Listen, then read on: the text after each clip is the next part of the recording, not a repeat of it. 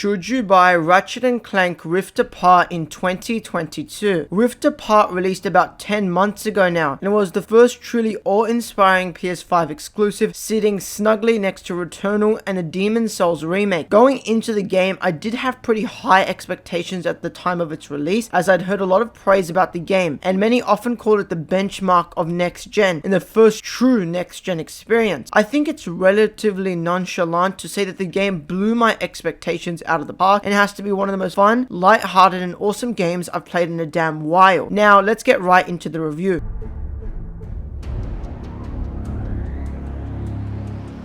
Of course, there will be no mention of spoilers in this section of the video, and the video in its entirety will not hold any gameplay that is too late into the game. It will just be trailers and gameplay we've already seen before if you've watched the trailers and kept up with the game. The game sees Ratchet & Clank return after a long retirement from their heroic shenanigans, and they've come to a parade which is celebrating all their antics over the course of the various games in the franchise. That's when our infamous villain Dr. Nefarious comes out of retirement, as well to wield the power of the dimension, which will allow him to travel through dimensions. Anyway, this leads onto our characters getting stuck in a dimension where there is an alternate version of Ratchet, being Rivet, and various other things shaked up which are pretty significant, such as Dr. Nefarious being Emperor Nefarious within the particular dimension that they travel to. Rivet is a really interesting character and is without a doubt the star of the show in this game, as we get to learn more about her origin and why she fights against the Emperor, and she gets a lot of awesome moments throughout the game. Other than this, we also get to see the different versions of the characters we already know from the established Ratchet & Clank universe, which gives a really unique twist on the plot. And I like the fact that Ratchet was still juggling with whether or not he still wanted to find the rest of his race throughout the game, and was able to develop the character whose arc had finished long ago. Overall, I've got to say the plot hooked me from the start, is really intriguing, and although it is quite simplistic and light-hearted, it is executed stupendously well.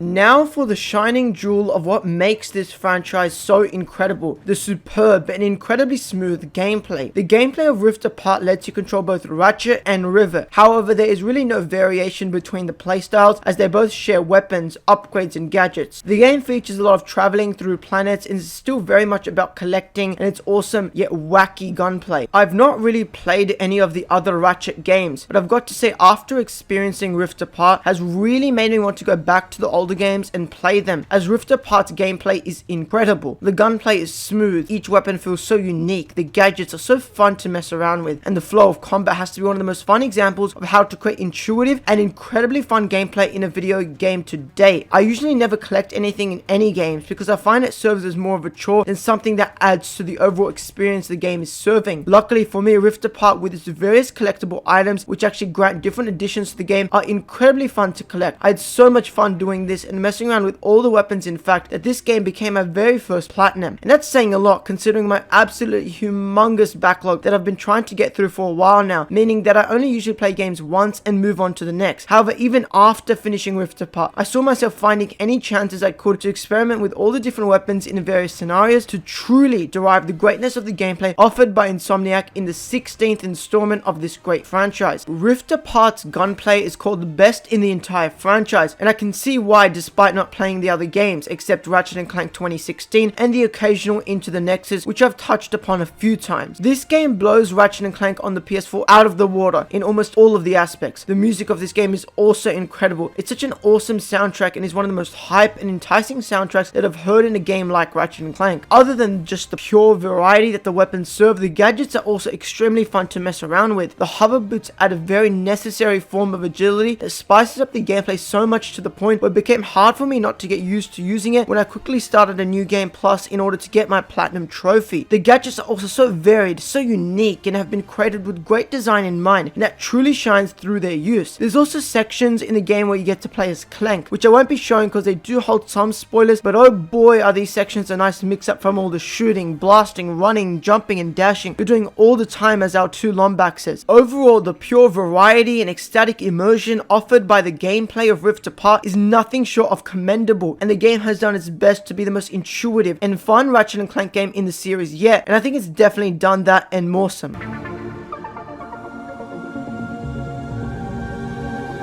So of course you should absolutely buy Ratchet and Clank Rift Apart. Rift Apart is indefinitely the greatest showcase of the PS5's power and has to be one of the best looking games I've ever played. Its gameplay is incredibly smooth and flows really well with the rest of the game. The story, although simplistic, is incredibly fun to journey through, and Insomniac has definitely outdone themselves with this installment in the long running franchise, and Rift Apart has to be one of their greatest works yet. Anyway everyone, that's all from me for today's video. I'll see you all in the next one. Peace.